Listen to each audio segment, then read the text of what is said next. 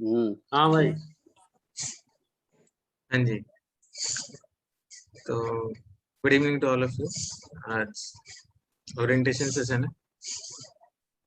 आज हम जानेंगे कि आज सबसे पहले मैं अपने बारे में बताऊंगा और उसके बाद हम जानेंगे कि ये रोल क्या है डाटा इंजीनियर का, डाटा इंजीनियर का रोल क्या है और इसको सीख डाटा इंजीनियर बनने के लिए आपका क्या क्या टेक्नोलॉजी सीखनी पड़ेगी और कितना टाइम लगेगा आपको। ठीक है, तो हम इन सब चीज़ों के बारे में डिस्कस करेंगे। ये सब जो बेसिक चीज़ें हैं जो आपको कोई भी जर्नी स्टार्ट करने से पहले आपको पाथ पता होना चाहिए कि आपको कैसे जाना है आगे। पाथ पता नहीं होगा तो आप पाथ से डिबेट करोगे, आपको टाइम ज़्यादा लग जाएगा। तो that doesn't make any sense if you have less time. तो पहले मैं अपने बारे में कुछ बता देता हूँ आप लोगों को। तो मेरा लगभग 6.5 साल, मेरा नाम अरुण कुमार है और मेरा लगभग 6.5 साल का एक्सपीरियंस हो चुका है इस आईटी इंडस्ट्री में। और मैंने डेवऑप्स मेन फ्रेम में काम किया और अभी मैं फिलहाल डाटा इंजीनियर रोल पे काम कर रहा हूँ पिछले 2-2.5 सालों से। ठीक है, और मैंने कुछ कुछ कंपनीज में काम किया है जैसे कि TCS, Harman, Harman connected services, Tredence analytics, और अभी भी मैं गुरुओं में एक एमएनसी में काम कर रहा हूँ। और मैं 2014 पास आउट हूँ इलेक्ट्रिकल एंड इलेक्ट्रॉनिक्स ब्रांच का। तो यहाँ पे मैंने ये इसलिए लिखा है क्योंकि बहुत लोग ये कंफ्यूज होते हैं कि ब्रांच मैटर करता है नहीं मैटर करता है। तो मैं क्लियर कट बता देना चाहता हूँ कि ब्रांच मैटर बिल्कुल नहीं करता। आपने क्या पढ़ा है बिल्कुल मैटर नहीं करता। मैटर क्या करता है? आपका जील, आपका लर्निंग का जील, आपके अंदर वो कितनी एनर्जी है कि किस एनर्जी से आप उस चीज को सीखना चाहते हो, वो चीज एक्चुअली मैटर करता है। वो सबसे ज्यादा इंपॉर्टेंट, अगर वो है तो ये ब्रांच और आपका एजुकेशन क्वालिफिकेशन कुछ मैटर नहीं करता। ठीक है, तो क्योंकि मैं भी इलेक्ट्रिकल ब्रांच से था और मैं भी प्रोग्रामिंग कुछ नहीं जानता था, पर मैंने अब अच्छा खासा पकड़ बना लिया है इन सब चीज़ों पे। तो इसलिए मैंने ये चीज़ लिखा था यहाँ पे। अब बात करते हैं ये जिस रोल के बारे में हम आज डिस्कस करने जा रहे हैं, डाटा इंजीनियर। ये रोल क्या है, इसकी मार्केट में वैल्यू क्या है, ठीक है, इसमें क्या होता है और इसमें क्या क्या टेक्नोलॉजी हमें सीखनी पड़ती है, और इसको सीखने में इस पूरे डाटा इंजीनियर के टेक्नोलॉजिकल स्टैक को पकड़ने में आपको कितना टाइम लगेगा। ठीक है, तो सबसे पहले तो डाटा इंजीनियरिंग रोल के बारे में बता देता हूँ मैं आपको। जैसे आप लोगों को पता है कि data data is fuel for nowadays. Okay, तो डाटा आज के डेट में इतना इंपॉर्टेंट हो चुका है, तो हर कंपनीज, पहले डाटा नहीं था, आज के डेट में डाटा बहुत ज्यादा हो चुका है और हर कंपनी उस डाटा को यूज करना चाहती है किसी न किसी तरीके से। आर्टिफिशियल इंटेलिजेंस में, मशीन लर्निंग में, कहीं ना कहीं किसी न किसी तरीके से यूज करना चाहती है। तो यहाँ पे एक्चुअली दो लोगों का रोल बहुत ही ज्यादा होता है इस डाटा को हैंडल करने में, और वो एक होता है डाटा इंजीनियर और दूसरा होता है डाटा साइंटिस्ट। ठीक है, तो ये दोनों रोल सेम नहीं है, इसको कभी भी सेम मत समझना, ये दोनों रोल बिल्कुल अलग अलग है। डाटा इंजीनियर में क्या होता है, हम डाटा को प्रोसेस करके लाते हैं। डाटा जो हमारा रॉ डाटा है, जो स्क्रैप डाटा है, उसको राइट फॉर्मेट में करते हैं और राइट फॉर्मेट में करने के बाद जो भी रिक्वायर्ड केपीआईज हैं, केपीआईज के बारे में हम लोग बाद में डिस्कस करेंगे। जो भी रिक्वायर्ड फॉर्मेट है उस फॉर्मेट में लाने के बाद डाटा साइंटिस्ट जो होता है उस मशीन लर्निंग के मॉडल्स में उस डाटा को फिट करता है। ठीक है, तो डाटा इंजीनियर और डाटा साइंटिस्ट एकदम अलग अलग रोल है। डाटा इंजीनियर डाटा को प्रोसेस करेगा और जो डाटा प्रोसेस डाटा इंजीनियर कर देगा, डाटा साइंटिस्ट उस डाटा को मशीन लर्निंग के मॉडल में फिट करेगा। और आजकल आप लोग सबको पता होगा कि डाटा साइंटिस्ट जो रोल है ये कितना बूम पे है, ये डाटा साइंटिस्ट। लेकिन ये जो डाटा इंजीनियर है ये अंडर एस्टिमेटेड है। ये लोग बहुत बड़ी गलती कर रहे हैं। आपको विश्वास नहीं होगा तो आप अपने रिज्यूमे डालो, 2 रिज्यूमे डालो, एक डाटा साइंटिस्ट का बना के एक डाटा इंजीनियर का बनाओ, और आप देख लोगे कितना कॉल आता है आपके पास डेली बेसिस पे। ये मेरा पर्सनल एक्सपीरियंस है, इसलिए मैं बता रहा हूँ आपको ये चीज। इस इस इस रोल पे आपके पास बहुत ही ज्यादा कॉल्स आएंगे as compared to data scientist. और मैं ये भी गारंटी देता हूँ as compared to data scientist आपको डाटा इंजीनियर में सैलरी कम नहीं मिलेगी, और शायद ज्यादा ही मिल जाए। ये रोल इतना इंपॉर्टेंट है। अगर एक कंपनी में एक कंपनी में किसी प्रोजेक्ट में काम हो रहा है, ठीक है, डाटा के किसी प्रोजेक्ट पे काम हो रहा है, अगर मान लो वहाँ पे 8 बंदे हैं, तो वहाँ पे सिर्फ 2 डाटा साइंटिस्ट होंगे और 6 डाटा इंजीनियर होंगे, क्योंकि मेन काम इस डाटा इंजीनियर का ही है। डाटा को प्रोसेस करना अपने आप में इतना कॉम्प्लिकेटेड टास्क है, डाटा को प्रोसेस करना, डाटा को समझना, डाटा को राइट फॉर्मेट में लाना अपने आप में इतना कॉम्प्लिकेटेड टास्क है कि इसको करने के लिए ज्यादा लोगों की जरूरत पड़ती है। और डाटा साइंटिस्ट बस मशीन लर्निंग के मॉडल्स में फिट कर रहा है, उसको फाइन ट्यून कर रहा है, तो ये कम बंदे कर लेते हैं। लेकिन आज के डेट में भीड़ इस डाटा साइंटिस्ट की ओर भाग गई है, और इसलिए शायद कॉल नहीं आते इस डाटा साइंटिस्ट के रोल पे। और एक चीज मैं बताना चाहूंगा कि ये 2 रोल है, और ये बहुत ही फैंसी सा नाम लगता है, डाटा साइंटिस्ट। साइंटिस्ट जो वर्ड लगा हुआ है, ये फैंसी सा नाम लगता है, तो ऐसा कुछ साइंटिस्ट वाइंटिस्ट टाइप का कुछ है नहीं इसमें। लेकिन ये भी अच्छा रोल है। Actually it's all about interest, आप किस साइड जाना चाहते हो, डाटा इंजीनियर या डाटा साइंटिस्ट। तो मेरे लिए इंटरेस्ट पर्सनली ये था कि किसमें नौकरी जल्दी लग रही है, तो इसलिए, क्योंकि मैं पहले डाटा साइंस की तरफ मूव हुआ था, मेरे पास उतने फ्रिक्वेंट कॉल्स नहीं आ रहे थे, फिर मैंने इसको छोड़ के इधर डाटा इंजीनियर साइड में मूव किया था, और यहाँ पे मेरे पास कॉल के डेली 2-3 कॉल आने लगे।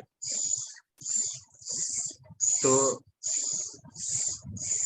तो ये आपका चॉइस है, मतलब मैंने इस हिसाब से डाटा इंजीनियर को चूज किया था कि इसमें सैलरी भी कम नहीं है, सैलरी भी बहुत ही अच्छी है, मतलब डाटा साइंटिस्ट के बराबर या फिर उससे ज्यादा आपको इस डाटा इंजीनियर रोल पे सैलरी मिल सकती है।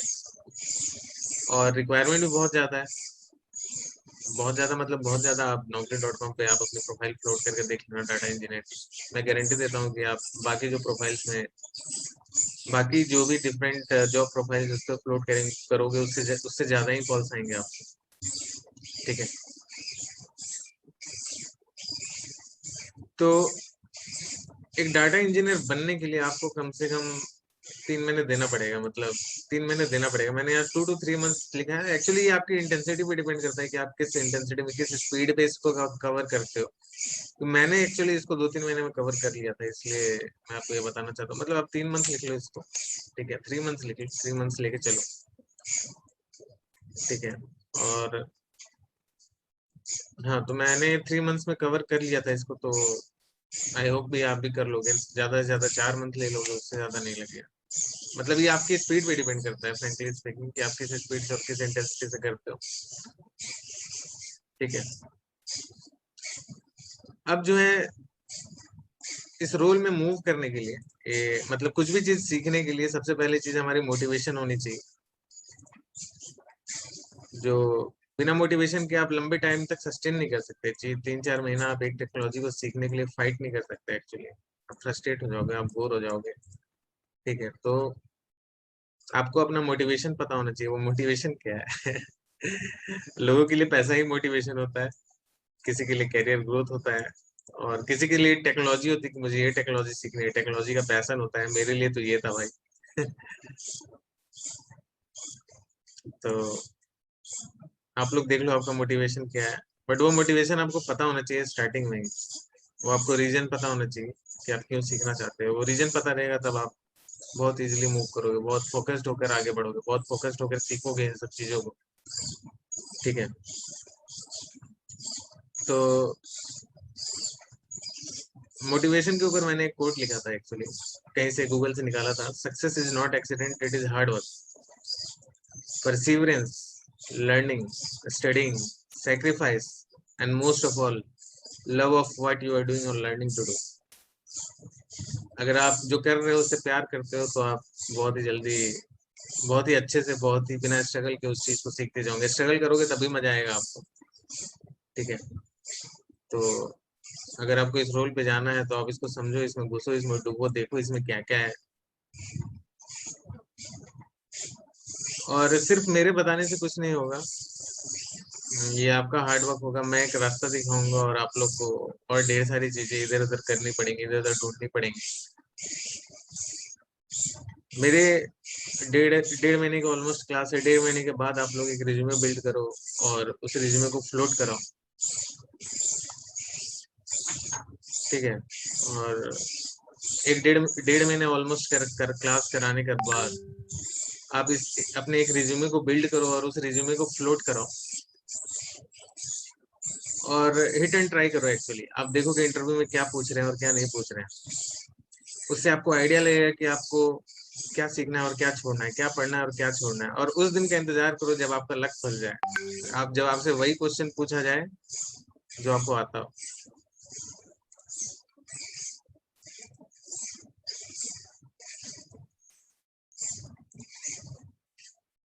सॉरी। तो आपसे वही क्वेश्चन पूछा जाए जो आपको आता है, अब बस उस दिन का इंतजार करो। हाँ, क्योंकि इंटरव्यू निकालना इज मोस्टली अबाउट लक, मतलब लक की बात हो जाती है, मतलब सामने वाला आपको क्या पूछता है कि सामने वाला आपसे क्या नहीं पूछता है, ये उस पर डिपेंड करता है। तो जब वो चीज सिंक में हो जाएगी कि जो आपको आता है और वही सामने वाला पूछ दे रहा है, उस दिन आपका इंटरव्यू निकल जाएगा। ठीक है। और हर इंटरव्यू में कुछ ना कुछ ऐसे क्वेश्चन पूछे जाएंगे जो आपको नहीं आता है, आपका आपको उस क्वेश्चन को प्रिपेयर करना है। आपको उस क्वेश्चन को प्रिपेयर करना है, आपको उस क्वेश्चन के नोट्स बनाने हैं। आपको ये ध्यान में रखना है कि वो क्वेश्चन अगर अगले इंटरव्यू में पूछ दे तो वो उसका जवाब छूटना नहीं चाहिए, वो क्वेश्चन आपको इस तरीके से तैयार कर लेना है। ठीक है। और एक मैं लर्निंग टेक्निक बता देता हूँ जो बहुत ही जल्दी आपको चीजों को कवर करने में मदद करेगा। मतलब लर्निंग के कुछ प्रोसेस होते हैं, मतलब मुझे ऐसा लगता है। तो अगर कोई आदमी किसी चीज को 5 महीने में सीख रहा है, तो आप उसको 3 महीना में कैसे सीखो, 3.5 महीना में सीखे कैसे सीखो, दैट मैटर्स एक्चुअली। आप कम टाइम में कैसे सीख लो, दैट मैटर्स एक्चुअली। तो उस लर्निंग के प्रोसेस को जानना एक्चुअली बहुत इंपॉर्टेंट होता है। वो एक लर्निंग का टेक्निक है। टेक्निक ये है कि आज आप जो भी पढ़ो, ठीक है, आज आप जो भी पढ़ो, कल कुछ नया पढ़ने से पहले आज जो पढ़ा है वो पहले रिवाइज कर लेना है, तब कुछ नया पढ़ो। फिर कल आप जो परसों आप जो भी पढ़ो, वो एक दिन पहले जो पढ़ा है वो रिवाइज हो जाना चाहिए, तब आपको आगे बढ़ना है। इस तरीके से पूरा वीक आपको पढ़ना है, और वीक के एंड में आपने 6 दिन में जो पढ़ा वो सारा रिवीजन होना चाहिए। इसी तरीके से हर वीक चलेगा, और मंथ के एंड में पूरे मंथ में आपने जो पढ़ा वो पूरा रिवीजन होना चाहिए। ये टेक्निक अगर आप लोग अपनाओगे तो आप लोग बहुत ही जल्दी इंटरव्यू क्रैक करोगे, ये मेरी गारंटी है। ठीक है। तो ये था थोड़ा मोटिवेशन, थोड़ा मेरे बारे में, थोड़ा ये डाटा इंजीनियर रोल क्या है, डाटा इंजीनियर और डाटा साइंटिस्ट के रोल में डिफरेंस क्या है, टाइम कितना लगेगा। ठीक है। तो ये सब बेसिक चीजें थी। अब हम बात करेंगे इस डाटा इंजीनियर रोल की सिलेबस क्या है। एक्चुअली क्लाउड के आ जाने के बाद डाटा इंजीनियर का रोल थोड़ा वेरी करने लगा है। मतलब क्लाउड प्लेटफॉर्म्स वेरी कर रहे हैं। गूगल क्लाउड प्लेटफॉर्म जिसको जीसीपी बोलते हैं, अमेजन वेब सर्विस जिसको एडब्ल्यूएस बोलते हैं, माइक्रोसॉफ्ट एज्योर जिस पे मैं काम करता हूँ। और एक्चुअली मैं आपको माइक्रोसॉफ्ट एज्योर ही बताऊंगा क्योंकि मुझे वो आता है। ठीक है। और बहुत लोग मुझसे पूछते हैं कि तुमने माइक्रोसॉफ्ट एज्योर क्यों चूज किया, क्योंकि मोस्टली मार्केट में लोग एडब्ल्यूएस चूज करते हैं। तो लोग मुझसे पूछते हैं कि तुमने माइक्रोसॉफ्ट एज्योर क्यों चूज किया। तो मैंने एक एनालिसिस की, मैंने देखा कि मार्केट में हर लगभग दूसरे तीसरे बंदे को एडब्ल्यूएस आता है। जीसीपी डिमांड में उतना नहीं था। ठीक है। अभी भी नहीं है, मतलब उतना, मतलब है लेकिन मतलब as compared to AWS and Azure. ठीक है। तो जीसीपी इसलिए मैंने छोड़ दिया, तो मैंने बीच वाला चीज पकड़ा, बीच का रास्ता मैंने पकड़ा एज्योर। ठीक है। तो एज्योर मैंने इसलिए पकड़ा क्योंकि ये हर तीसरे बंदे को नहीं आता था, और ये माइक्रोसॉफ्ट का प्रोडक्ट था, तो ऑब्वियस सी बात है कंपनीज को अडॉप्ट करती, और कंपनीज अडॉप्ट कर रही हैं। और आज के डेट पे स्किल्ड टेक्निकल एम्प्लॉय की बंदे की कमी है एज्योर में। और इसलिए शायद इस टेक्नोलॉजी का आज के डेट पे इतना डिमांड है, बहुत जल्दी लोग इसमें स्विच कर जा रहे हैं, बहुत जल्दी लोगों को इसमें नौकरी मिल जा रही है।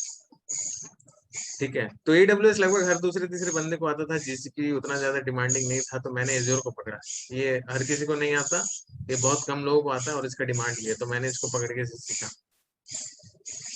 तो अगर आप लोगों को भी, मतलब मैं तो एज्योर ही सिखाऊंगा, अगर आप लोग कोई और क्लाउड प्लेटफॉर्म सीखना चाहते हो तो आप सीख सकते हैं।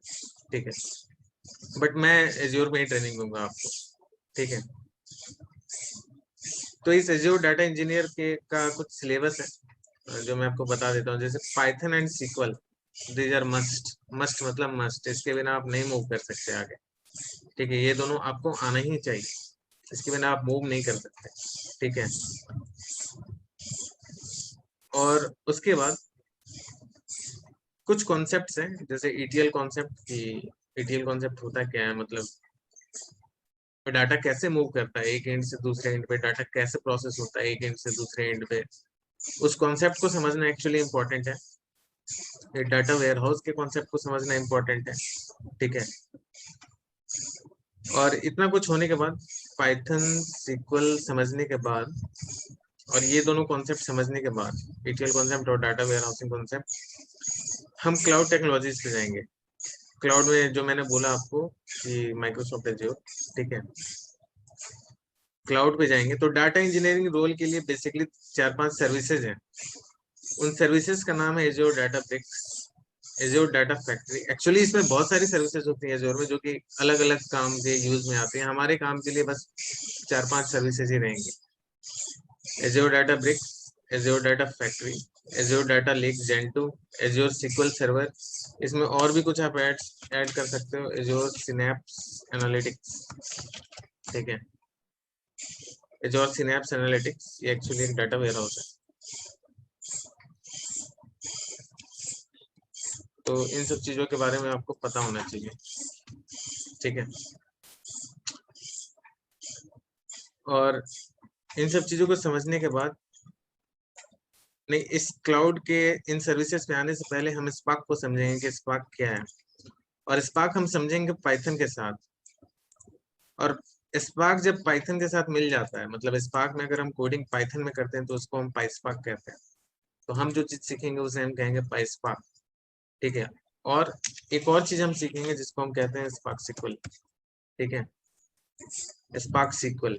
तो ये जो हम सिक्वल सीखेंगे ऊपर में, ये जो हम सिक्वल सीखेंगे ऊपर में, ये पूरा का पूरा यहाँ पे यूज होगा स्पार्क सिक्वल में, ठीक है। इसलिए सिक्वल सीखना एक्चुअली बहुत इंपॉर्टेंट है।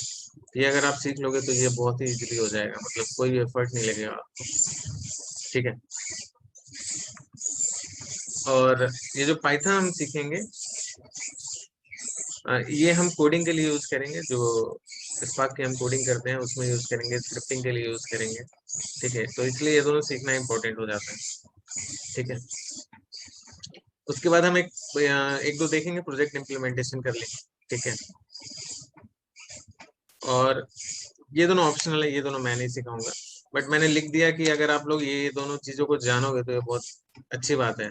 एक्सेल और पावर बीआई। पावर बीआई एक डाटा विजुअलाइजेशन टूल है जो कि चार्टिंग वगैरह क्रिएट करने के लिए यूज होता है। डाटा विजुअलाइजेशन टूल चार्ट्स वगैरह क्रिएट करने के लिए यूज होता है, ठीक है। बिजनेस इंटेलिजेंस टूल है, मैं दिखा दूंगा। अगर आप लोगों को टाइम मिले तो सीख लेना, क्योंकि मैंने सीखा था इसलिए मैंने लिख दिया है, ठीक है। ये डाटा साइंस में भी यूज होता है ये पावर बीआई, ठीक है। और मतलब मेनली मैंने सारे माइक्रोसॉफ्ट के टेक्नोलॉजी सीखे थे और मुझे वही आता है, तो मैं आप लोगों को भी वही सिखाऊंगा, क्योंकि ये एज्योर पूरा माइक्रोसॉफ्ट का है, माइक्रोसॉफ्ट का प्रोडक्ट है। ये एक्सेल भी माइक्रोसॉफ्ट का प्रोडक्ट है, ये पावर बीआई भी माइक्रोसॉफ्ट का प्रोडक्ट है। तो मैं माइक्रोसॉफ्ट की तरफ मूव कर रहा था, तो मैंने माइक्रोसॉफ्ट के पूरे स्टैक सीखने चालू किए थे। तो देख लेना आपको जैसे इंटरेस्ट लगे। अगर आप इन दोनों चीजों को नहीं सीखोगे तब भी इतना सफिशिएंट है आप लोगों को नौकरी दिलाने के लिए, ये इतना सफिशिएंट है, ठीक है। तो मैं तो बोलूंगा कि अभी मत सीखना, पहले नौकरी ले लो बाद में सीखना, क्योंकि पहले पेट भरना चाहिए, वो इम्पोर्टेंट है, ठीक है। तो इतना सीखना यही यही सफिशिएंट होगा आप लोगों को इंटरव्यू क्रैक कराने के लिए, ठीक है। और उसके बाद मैं आप लोगों को बताऊंगा रिज्यूमे कैसे बिल्ड करना है।